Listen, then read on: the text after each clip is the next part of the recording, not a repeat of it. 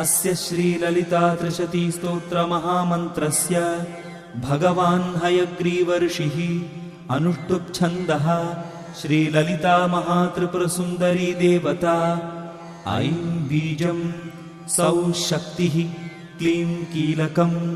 श्रीललिता महात्रिपुरसुन्दरी प्रसादसिद्ध्यर्थे जपे विनियोगः।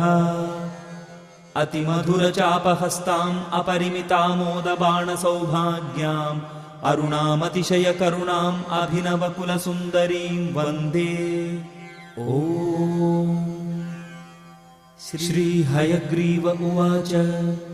ककाररूपा कल्याणी कल्याणगुणशालिनी कल्याणशैलनिलया कमनीया कलावती कमलाक्षी कल्मषघ्नी करुणामृतसागरा कदम्बकाननावासा कदम्बकुसुमप्रिया कन्दर्पविद्या कन्दर्पजनकापाङ्गवीक्षणा कर्पूरवीटिसौरभ्यकल्लोलितककुप्तटा कलिदोषहरा कञ्जलोचना कम्रविग्रहा कर्मादिसाक्षिणी कारयित्री कर्मफलप्रदा एकाररूपा चैकाक्षर्येकानेकाक्षराकृतिः एतत्तदित्यनिर्देश्या चैकानन्दचिदाकृतिः एवमित्यागमाबोध्या चैकभक्तिमदर्चिता एकाग्रचित्तनिर्ध्याता चैषणारहितादृता येला सुगन्धिचिकुरा चैनः कूटविनाशिनी एकभोगा चैकरसा चैकैश्वर्यप्रदायिनी